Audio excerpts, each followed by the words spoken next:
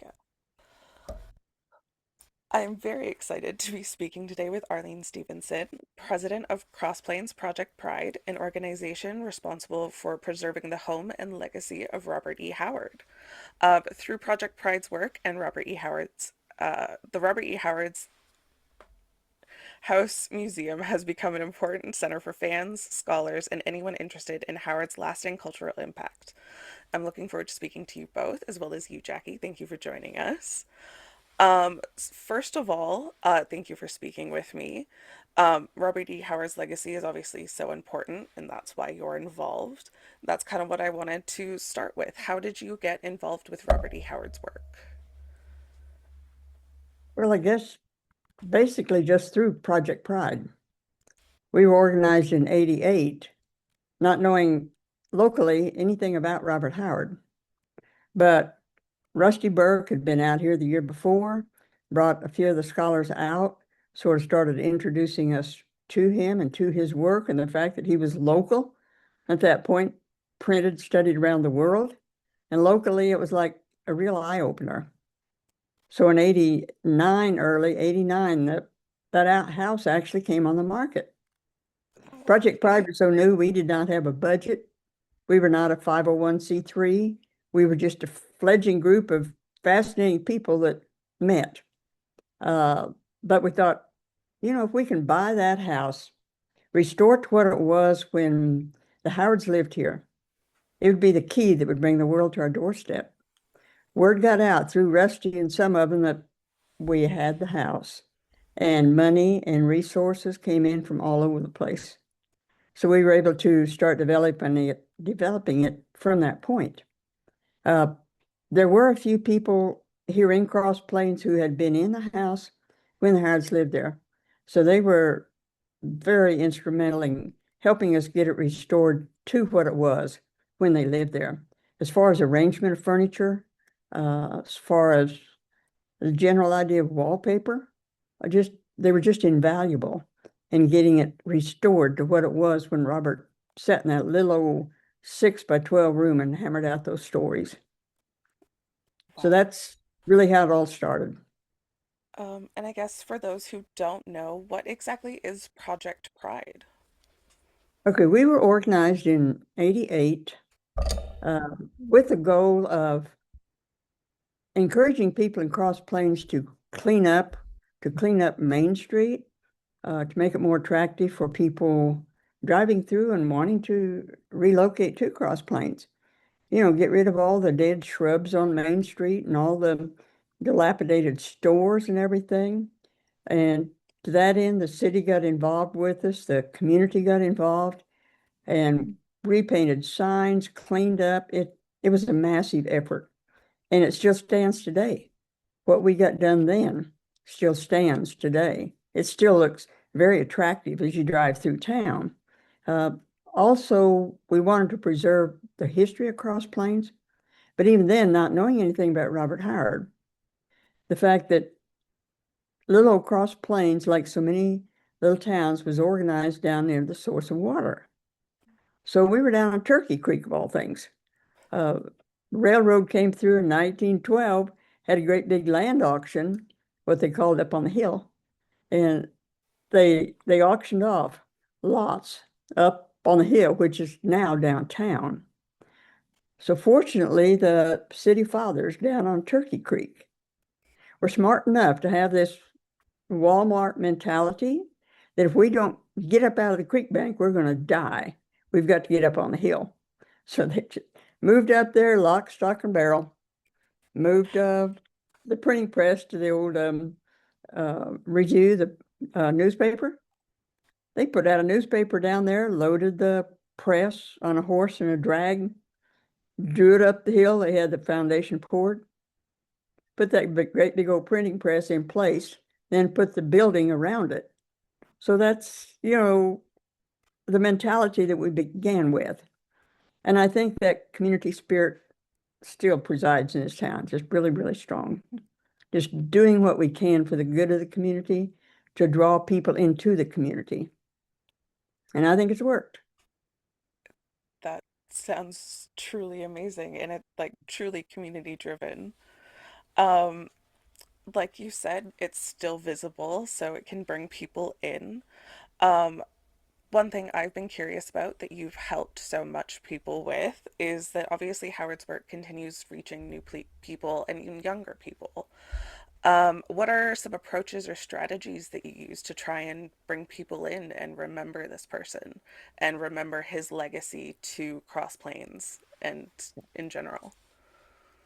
Well, one of the things that was started early on was were the Howard Days, and Arlene can tell you how that originally happened. That's a fascinating story in itself, and that was 40 years ago, and we'll be celebrating that uh, time of this era this summer. And our guest speaker will be Rusty Burke, who was the first one to show up at the library on a Saturday morning and started asking questions. And anyway, it's taken off since then with a very small group, but it has grown to about 150 to 200 people at least in attendance the second week of June of every year. And they picked that June date because it's the anniversary of Robert's death on the 11th. So it's always around that particular time period. The other thing that we do, oh, and we show the house during that time, and there are symposiums that go on having to do with Howard's writings and things like that. It's a fascinating weekend, and people from all over the world are able to come and make a point to be here for that weekend.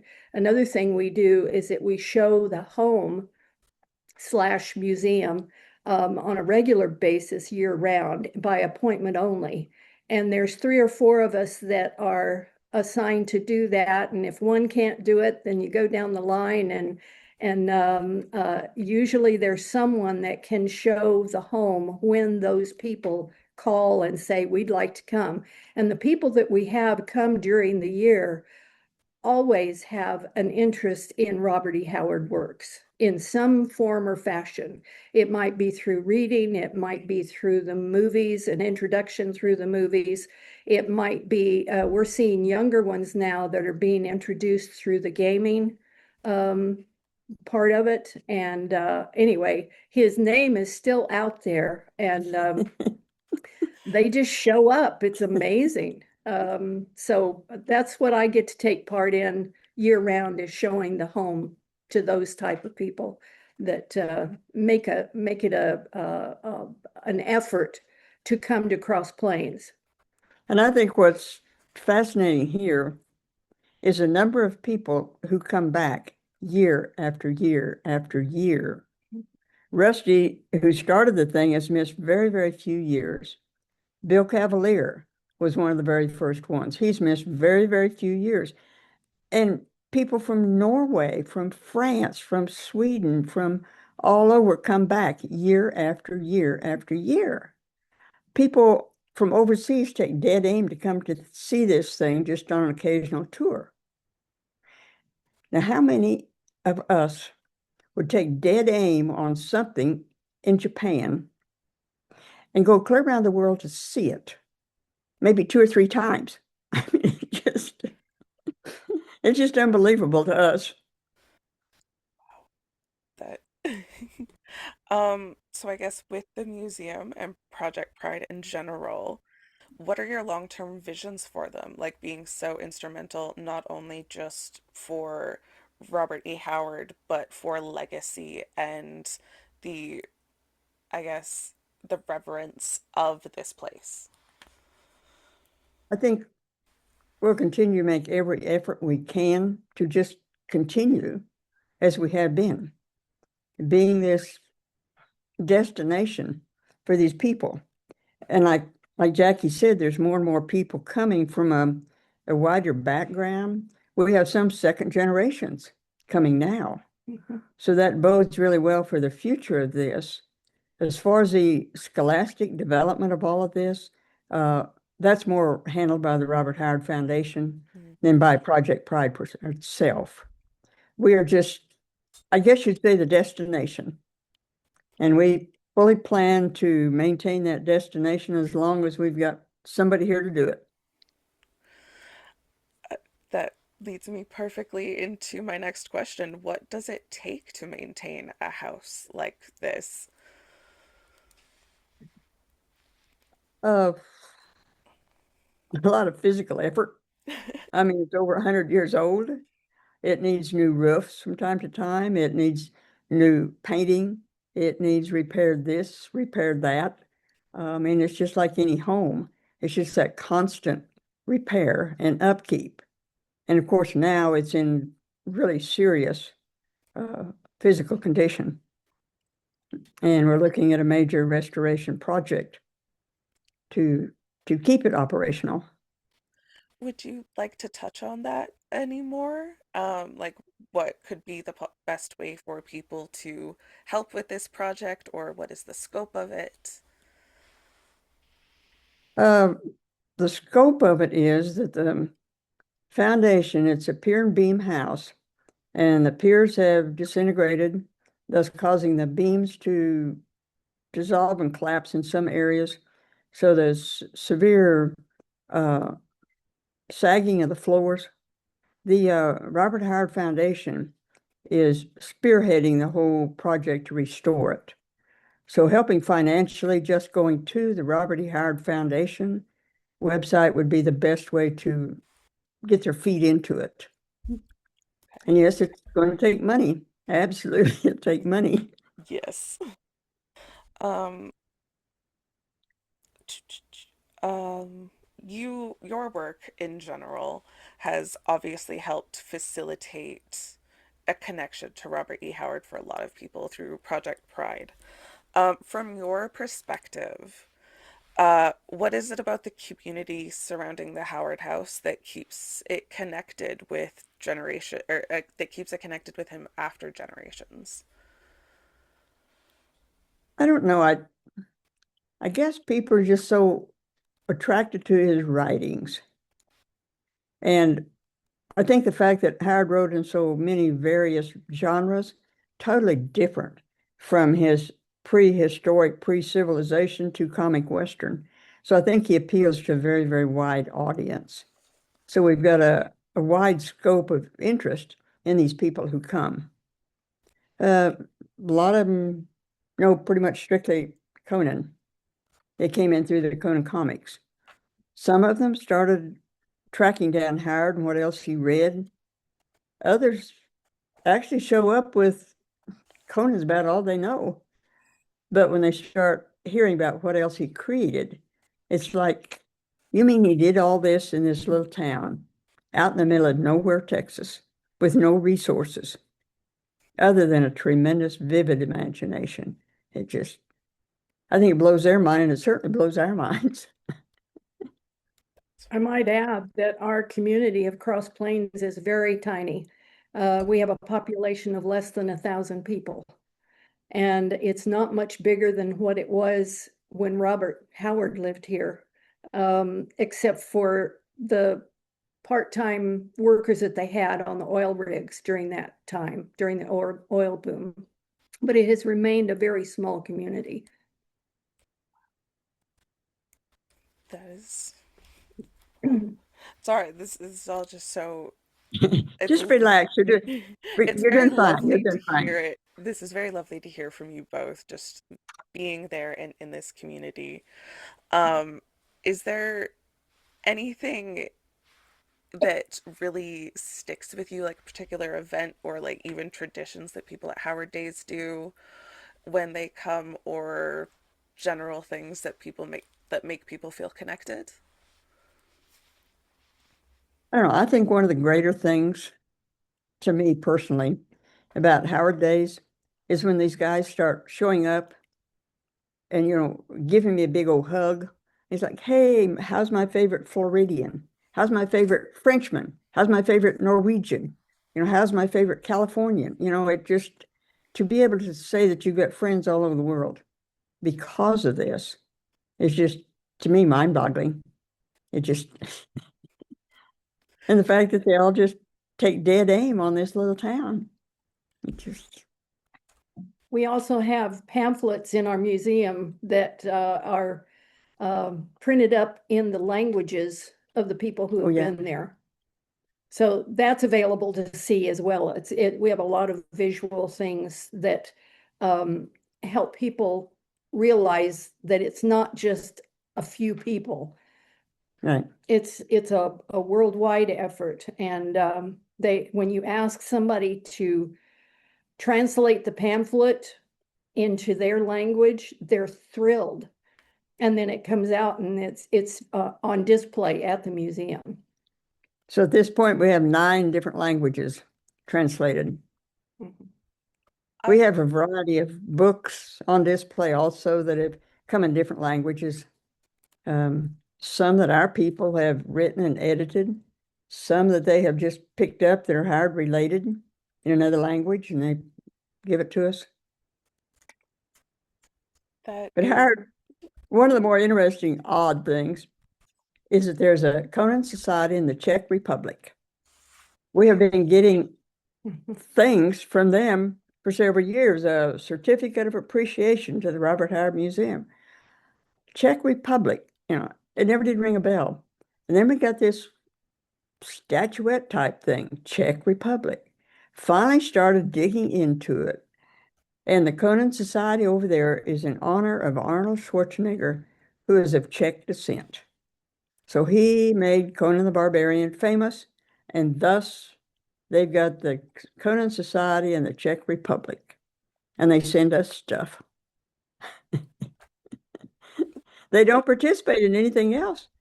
They're not in any of the scholarly aspects. They're just out there. just pure appreciation. But also, what a way, hello.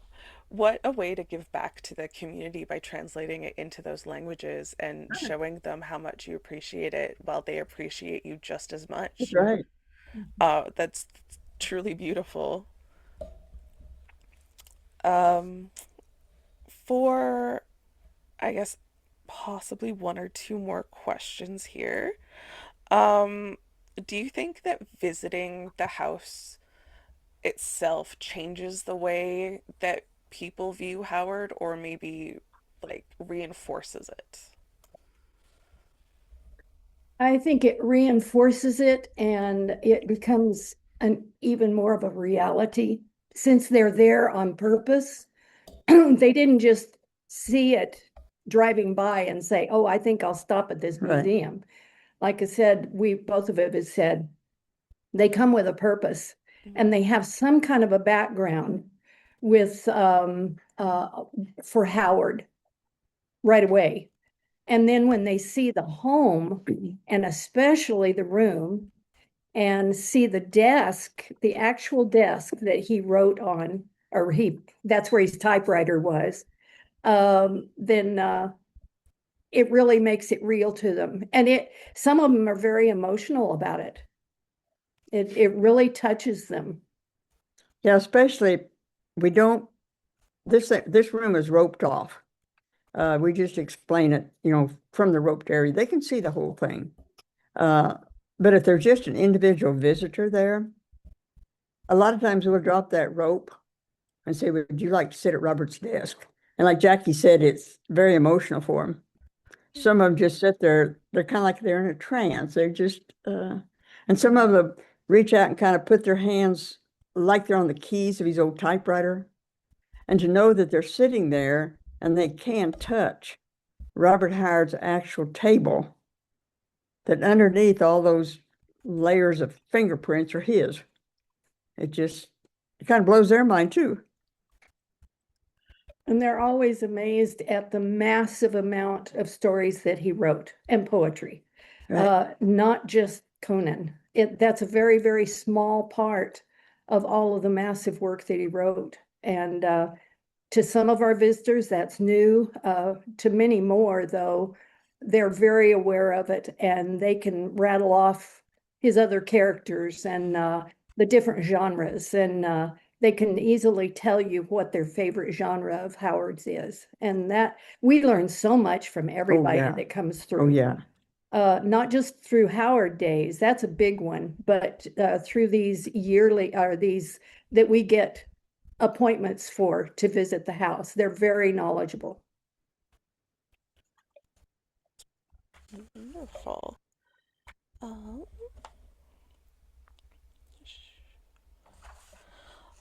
I guess we worked through a lot of my questions quicker than I anticipated. So I will, a lot of them wrapped up within each other. I guess I will ask on a more personal level, what does Howard's legacy mean to you both as members of this community and now obviously integrally involved in Robert E. Howard's um, legacy in providing it to us? This wouldn't be possible without you and your work.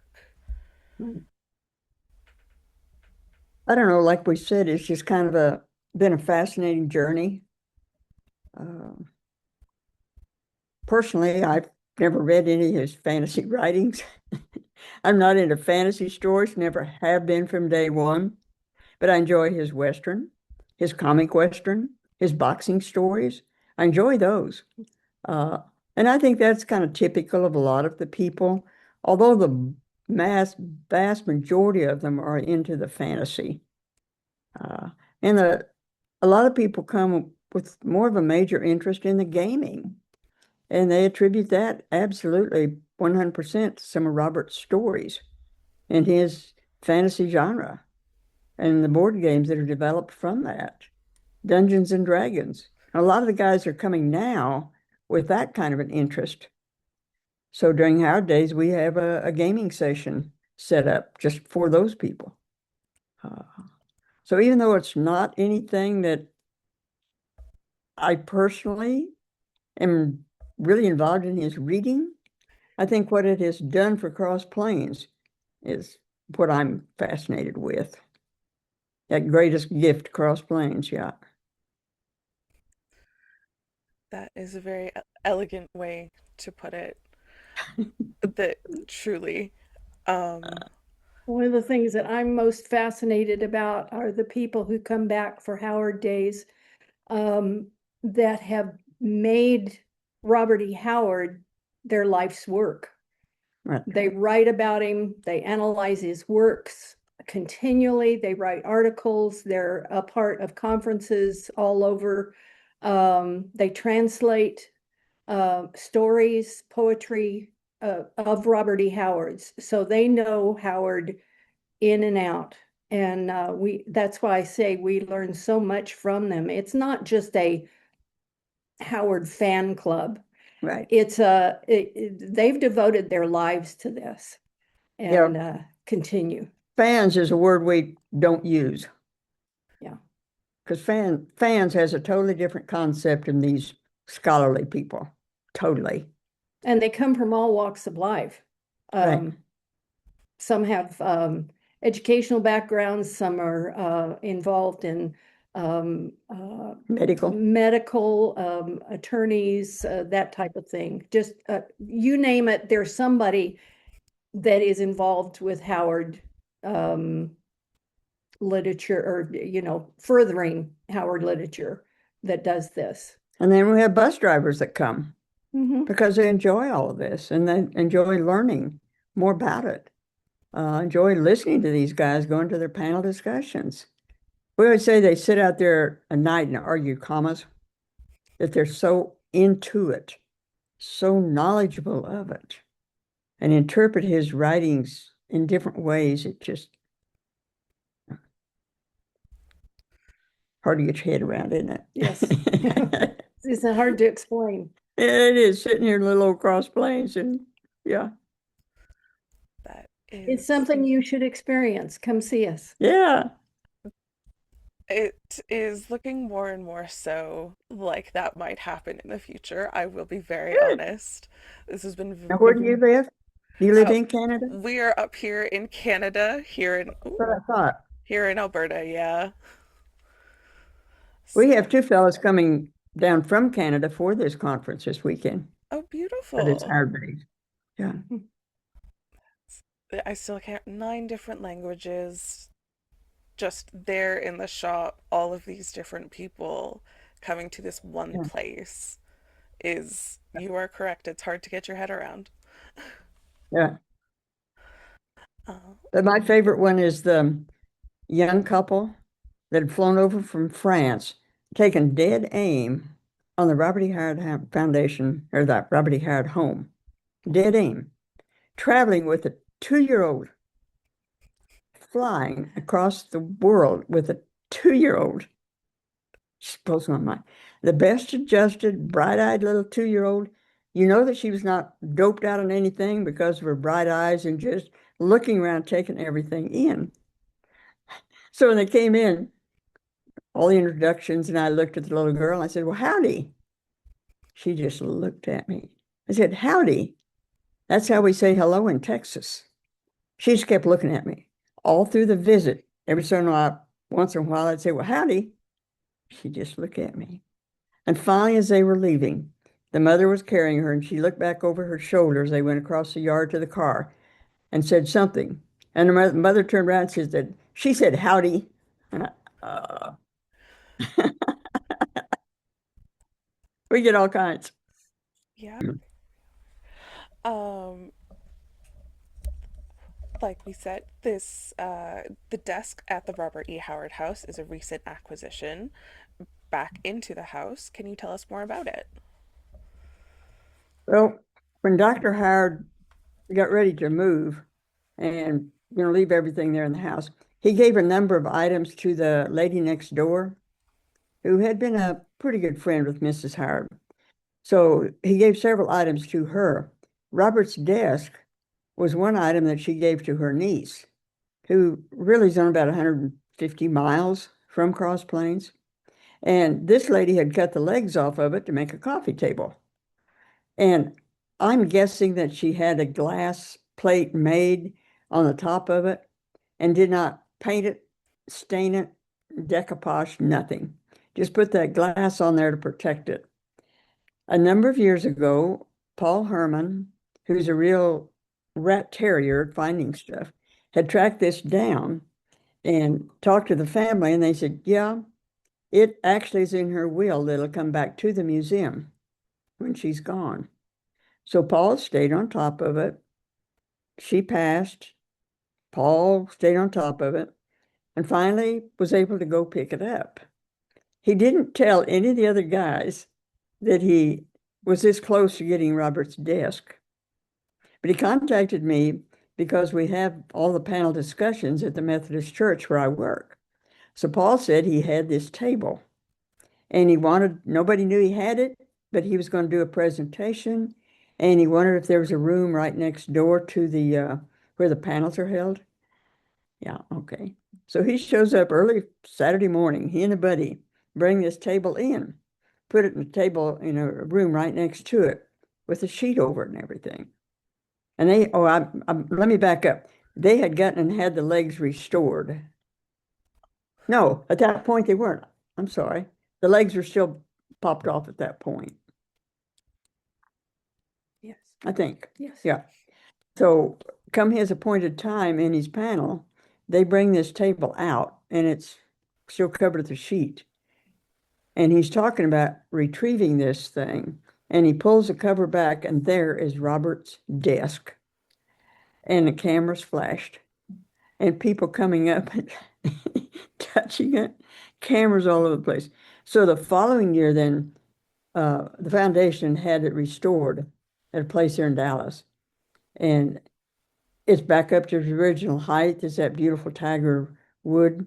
You really have to look right in the right light to see where it's been pieced back together.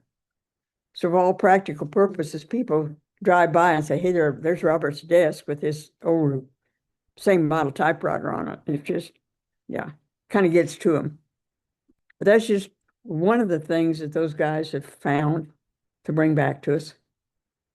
They just I keep digging, keep finding. I would love to hear about any more pieces that you have found from the original house. Uh, We have some paintings. yes, there are 4 paintings in the living room that were actually there when the Howards lived there. I'm not really sure how those came back to us. whether somebody there in town had those. I don't, have you ever heard? No, I'm not real sure about that. But from what I remember is that whoever was helping Mrs. Howard during that time, she could tell you where things were Right. hanging and or located in the house as she remembered it. Right. Because there were people still living Yeah. when Project Pride bought the home. And that really helped Yeah. for a reference. Right.